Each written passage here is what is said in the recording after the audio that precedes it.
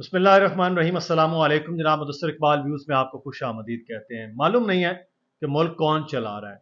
लोग सोए हुए हैं। 24-26 घंटे बाद सदर ममलिकत जनाब डॉक्टर आरिफ अलवी साहब को मालूम होता है कि एक एक्ट है जो कानून बन गया है। उन्होंने दस्तखत नहीं किए, उस डॉक्यूमेंट पर दस्तखत होकर वो कानून बन चुका।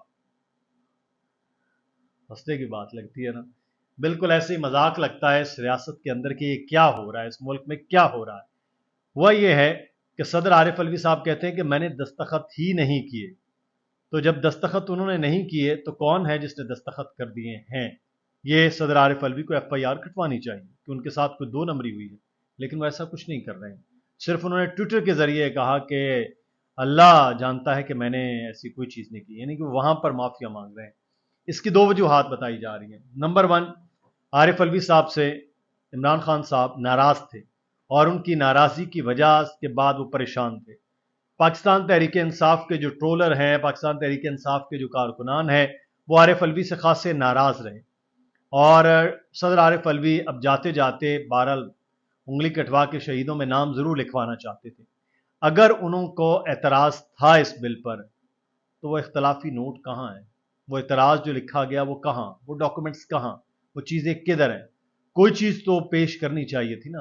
वो साथ लगा देते कि ये देखें मैं इस पर मोतरज़ हूँ और मैं ये वापस भेज दिया। कहते मैंने पूछा 10 दिन से को आपने वापस भेज दिया? उन्होंने कहा जी भेज दिया।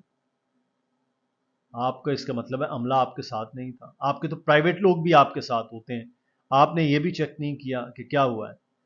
अगर आपके साथ दो नंबरी हुई है तो फिर आपको फौरी तौर पर FIR कटवानी चाहिए। इस चीज़ को लेकर भी तहकीकात होना बहुत ज़्यादा ज़रूरी है। लेकिन जैसे मैंने कहा कि मुल्क कौन चला रहा है, ये ना आपको पता है ना मुझे पता है। ये मजाक इस रियासत में वो चल रहा है। लेकिन असल मसला क्या है मैं आपको बताता हूँ।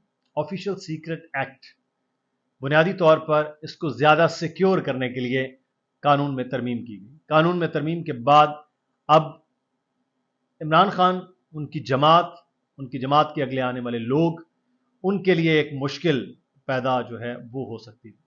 इसलिए उन्होंने कहा कि साइन ना किए जाए। अब मसला यह है कि साइन उन्होंने कर लिए या नहीं किए। अब वो कानून बन चुका है और इसके बाद अब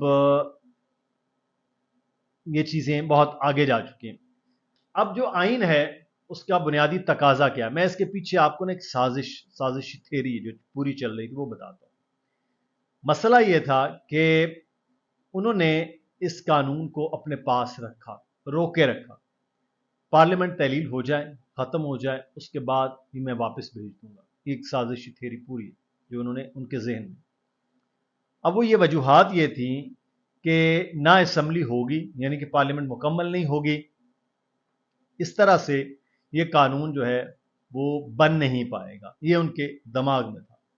लेकिन बहरहाल उसके बाद ये सूत्रों के अनुसार ये बताया जा रहा है कि उनको बताया गया कि आप ये गलत कर रहे हैं, आप ये साइन कर दीजिए, ये बेहतर है इस रियासत के लिए, पाकिस्तान के लिए, आइन के लिए। तो आइन को खिलवाड़ तो माजी में हमने देखा है, जिस तरह से बनाया गया। असम्बली और तहलील की एडवाइस उस वक्त के वज़ीर आज़म जनाब इमरान खान साहब ने भेजी, तब उन्होंने कह दिया ठीक है। जो कुछ 9 अप्रैल से पहले हुआ वो भी आपके सामने है। 9 अप्रैल 2022 से पहले पाकिस्तान तहरीक इंसाफ, और जो कुछ 9 मई को हुआ वो भी आपके सामने है। इन 11 महीनों में, और उससे एक महीना पहले, चले 12 महीने कह ले, ये 13 महीनों में जो कुछ पाकिस्तान तहरीक इंसाफ ने किया उसमें आईनी तौर पर दुरुस्त क्या है, ये सवाल मेरा आपसे। बताएंगे क्या है? सियासी तौर पर वो एक मजबूत सियासी जमात, बड़ी जमात का नारा लगता रहा, बिल्कुल ठीक है। रियासत पाकिस्तान के लिए, आईने पाकिस्तान के लिए कौन सा सही काम किया है PTI ने, वो आप मुझे बताइए कि क्या था। अब आरिफ अलवी साहब जो हैं बुनियादी तौर पर अच्छे आदमी, बुजुर्ग हैं, हमारी उनकी मुलाकातें भी अच्छी हैं, लेकिन PTV पर, पार्लियामेंट पर हमले के अंदर वो मुलव्वस थे। लोगों ने उनकी फुटेजेस तक देखी। उससे पहले एक जियो की बड़ी फुटेज है ज़बरदस्त। शुएब बर्नी हमारे एक दोस्त हैं, उस वक्त जियो में होते थे, انہوں نے ان سے پوچھا کہ سر یہ آپ کیا کریں گے، اب اس وقت احتجاج کر رہے ہیں، وہ اس وقت کہہ رہے ہیں کہ یہ شہر بند کر دو، یہ سڑکیں بند کر دو، اپنی گاڑی میں بیٹھے ہوئے، یہ کر دو وہ کر دو، اب وہ ساری چیزیں بتا رہے ہیں۔ تو بنیادی طور پر کسی شخص کے اندر آئین توڑنے کا، آئین کو مینیپولیٹ کرنے کا یہ سارے فارمولے ہوتے ہیں دماغ میں، ذہن۔ وہ جب چاہتا ہے کہ اس کا نقصان ہو رہا ہے تو وہ آئین کو بھی ملیا میٹ کر دیتا ہے۔ اس ملک میں ڈکٹیٹرز نے بھی تو یہی کیا نا، وہی کچھ عارف علوی صاحب بھی کر رہے ہیں کہ ایک پارلیمنٹ جو سب ان کے پاس اختیارات ہیں، آپ پارلیمنٹ کا ایک حصہ ہیں، منتخب نمائندوں نے ایک قانون پاس کیا اور آپ اس کو روک کر اس لیے بیٹھے رہے، حالانکہ آپ کے پاس اختیار نہیں ہے، آپ 10 دن روکیں اس کے بعد آٹومیٹکلی وہ قانون بن جانا تھا، لیکن آپ نے اس لیے روکے رکھا کہ پارلیمان ختم ہو جائے تو اس کے بعد جو ہے وہ چیزیں ہاتھ سے ان کے نکل جائیں، اور کوئی وجوہات نہیں۔ تو اور بھی انہوں نے بہت سے قوانین ہیں جو دستخط نہیں کیے وہ قوانین بنے، لیکن اس پر آپ نے یہ گیم کی صدر صاحب، اور اصولی طور پر تو اب آپ کو یا تو ایف آئی آر کٹوانی چاہیے، یا اتنے بے اختیار صدر اگر آپ اپنے آپ کو محسوس کر رہے ہیں تو پھر آپ کو استعفیٰ دے دینا چاہیے، یہ آپ پر ڈیپینڈ کرتا ہے۔